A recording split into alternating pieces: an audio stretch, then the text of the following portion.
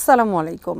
কুয়েতের সবচেয়ে বড় তেল ট্যাঙ্কার জ্বলছে ইরানের হামলায়। যুক্তরাষ্ট্র বলেছে ইরান যুদ্ধের খরচ দিতে হবে আরবদের। ট্রাম্প বলেছেন তাদের শর্ত মেনে চুক্তি না করলে ইরানকে মাটির সাথে মিশিয়ে দেওয়া হবে। ফিলিস্তিনিদের মৃত্যুদণ্ডের আইন পাশ ইসরায়েলে। হোয়াইট হাউস বলেছে ইরান যুদ্ধ চলবে আরও ১ মাস। নেতানিয়াহু বলেছেন ইরান যুদ্ধ কবে শেষ হবে জানা নেই তার।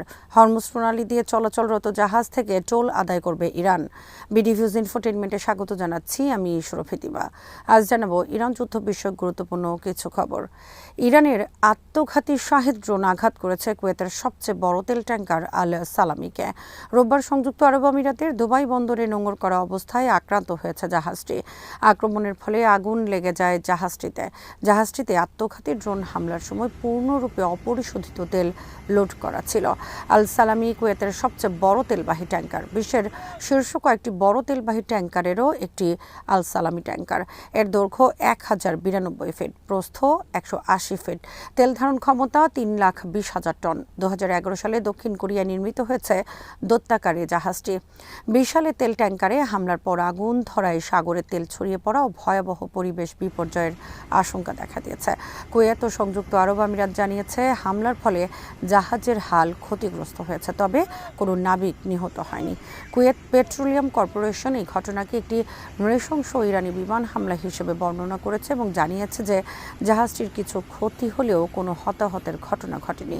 রয়টার্স জানিয়েছে আল সালামি ট্যাঙ্কারটির কুয়েত ও সৌদি আরব থেকে ২০ লাখ ব্যারেল তেল নিয়ে চীনের জিংদাওয়ে যাওয়ার কথা ছিল। সৌদি আরব, সংযুক্ত আরব আমিরাত, বাহরাইন জানিয়েছে তারা ইরান থেকে ছুটে আসা মিসাইল ও ড্রোন প্রতিহত করেছে। ইসরায়েল সোমবার ধ্বংসাত্মক হামলা চালিয়েছে ইরানে। ইসরায়েল আর্মি জানিয়েছে ইরানের গুরুত্বপূর্ণ ১৭০টি সরকারি স্থাপনায় হামলা চালানো হয়েছে, যা ইরান সরকারের হৃৎপিণ্ড হিসেবে পরিচিত।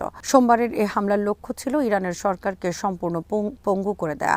ইরানের সব গুরুত্বপূর্ণ প্রশাসনিক ভবন সহ সোমবার হামলা চালানো হয়েছে তাদের ড্রোন নির্মাণ কারখানায়। যুক্তরাষ্ট্রের প্রেসিডেন্ট ডোনাল্ড ট্রাম্প বলেছেন ইরান যদি তাদের শর্ত মেনে শান্তি চুক্তি না করে এবং হরমুজ প্রণালী খুলে না দেয় তাহলে ইরানকে মাটির সাথে মিশে দেওয়া হবে। ইরানের সমস্ত বিদ্যুৎ ও জ্বালানি অবকাঠামো এবং পানি শোধনাগার নিশ্চিহ্ন করে দেওয়া হবে।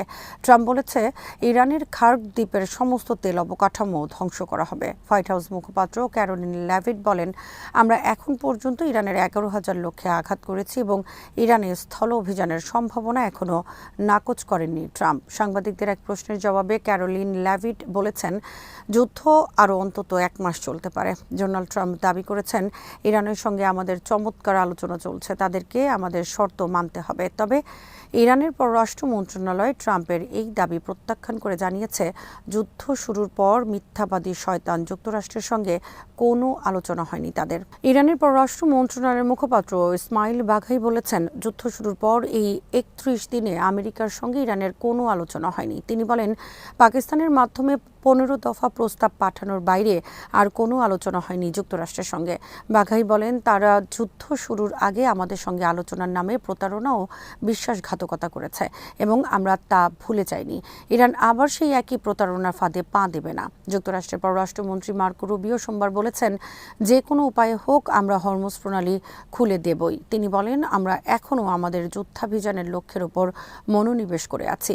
এটি তারা কয়েক মাসের মধ্যে নয় বরং কয়েক সপ্তাহের মধ্যে অর্জন করতে চাই।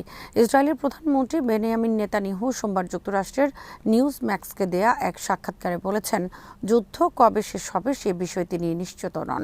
তবে ইসরায়েল দীর্ঘমেয়াদী যুদ্ধের জন্য প্রস্তুতি নিয়েছে। তাদের লক্ষ্য ইরানের অস্ত্র তৈরি ব্যবস্থা সম্পূর্ণরূপে ধ্বংস করা।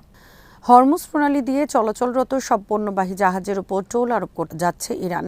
ইরানের সংসদীয় একটি কমিটি সোমবার পরিকল্পনার অনুমোদন করেছে। ইরানের Islamic Revolutionary Guard Corps IRGC এর সহযোগী ফার্স্ট নিউজ এজেন্সি জানিয়েছে এ তথ্য। খবরে বলা হয়েছে তবে টোল দিয়েও চলাচল করতে পারবে না আমেরিকান ও ইসরায়েলি কোনো পণ্যবাহী জাহাজ। ইরানের বিরুদ্ধে নিষেধাজ্ঞা দিয়েছে এমন কোনো দেশের জাহাজও চলাচল করতে পারবে না হরমুজ প্রণালী দিয়ে। AFP নিউজ এজেন্সি জানিয়েছে ইরানের রাষ্ট্রীয় টেলিভিশনে নতুন এই টোল ব্যবস্থা ঘোষণা করা হয়েছে এবং বলা হয়েছে ইরান ওমানের সহযোগিতায় এটি বাস্তবায়ন করবে। বিশ্বের প্রায় 25% অপরিশোধিত তেল ইরান ও ওমানের মধ্যবর্তী এই গুরুত্বপূর্ণ নৌপথ দিয়ে চলাচল করে। এদিকে তেলের দাম বাড়ায় সোমবার বন্ধ হয়ে গেছে বিশ্ব স্টক এক্সচেঞ্জের রাজধানী ওয়াল স্ট্রিট। সোমবার কোনো লেনদেন হয়নি নিউ ইয়র্ক স্টক এক্সচেঞ্জে। তেলের দাম বাড়ায় যুক্তরাষ্ট্রের S&P 500, নাসডাক ও সহ জাপান, দক্ষিণ কোরিয়া সহ বিশ্বের সব বড় কোম্পানির শেয়ার মূল্যের ব্যাপক দরপতন ঘটেছে। যুক্তরাষ্ট্রের সোমবার প্রতি ব্যারেল অপরিশোধিত জ্বালানি তেলের দাম ছিল $116, যা যুদ্ধের আগে ছিল $65 থেকে $72।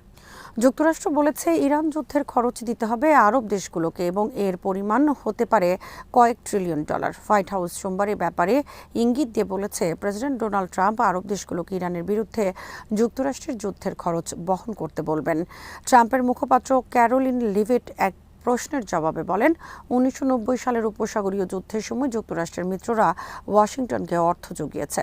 আমি মনে করি প্রেসিডেন্ট তাদের আগের মতোই এই কাজটি করতে আহ্বান জানাতে বেশ আগ্রহী হবেন। তবে এ বিষয়ে আমি এখনই কিছু বলবো না। তবে আমি জানি এই ভাবনাটি তার মাথায় আছে এবং এ বিষয়ে আপনারা তার কাছ থেকে আরও কিছু শুনবেন বলে আমার মনে হয়। যুক্তরাষ্ট্র ও ইসরায়েল তাদের মিত্র এবং আঞ্চলিক দেশগুলোকে জড়িত না করেই একতরফাভাবে ইরানের বিরুদ্ধে যুদ্ধ শুরু করেছে। ফলে এ ফান্ড সংগ্রহ তাদের জন্য কঠিন হবে। ইউরোপ ইতোমধ্যে জানিয়ে দিয়েছে এ যুদ্ধ তাদের নয়। ইরানের পররাষ্ট্রমন্ত্রী আব্বাস আরাকচি সৌদি আরবের উদ্দেশ্যে বলেছেন, দেশটি থেকে মার্কিন সেনাদের সরানোর এটাই সময়।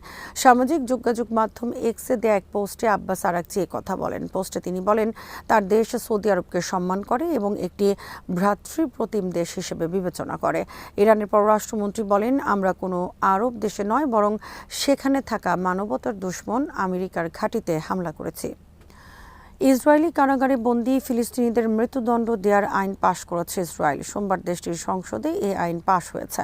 নতুন আইন কার্যকর হলে 6 দশকের বেশি সময় পর দেশটিতে আবার মৃত্যুদণ্ড কার্যকর শুরু হতে পারে। জেরুজালেম পোস্ট জানিয়েছে, আইনটি পাশ হওয়া ইসরায়েলের কট্টর ডানপন্থীদের জন্য বড় বিজয়। কট্টর ডানপন্থী জাতীয় নিরাপত্তা মন্ত্রী ইতামার বেন গাভির ও তার দল ওৎসমা ইহুদিদের উদ্যোগে বিলটি নেসেটে উত্থাপন করা হয়। তবে বিলটি নিয়ে নেসেটে তীব্র মতবিরোধ দেখা গেছে। বিরোধী দলীয় নেতা ইয়ার লাপিদ বলেন, এটি কোনো কার্যকর আইন নয় বরং রাজনৈতিক উদ্দেশ্যে আনা একটি পদক্ষেপ। একইভাবে বেনি গান্টজ ও বিলটির বিরোধিতা করেন। ইসরায়েলের ইতিহাসে এখন পর্যন্ত মাত্র 2 বার মৃত্যুদণ্ড কার্যকর হয়েছে। সর্বশেষ 1962 সালে নাৎসি কর্মকর্তা অ্যাডলফ আইখম্যানকে ফাঁসি দেয় ইসরায়েল। আজ এখানেই শেষ করছি। সমরাস্ত্র প্রতিরক্ষা ও কূটনীতির নানা তথ্য জানতে চোখ রাখুন বিডি ভিউজ ইনফোটেইনমেন্টে। চ্যানেলটি ভালো লাগলে সাবস্ক্রাইব করুন, সংযুক্ত থাকুন আমাদের ফেসবুক পেজে। আল্লাহ হাফেজ।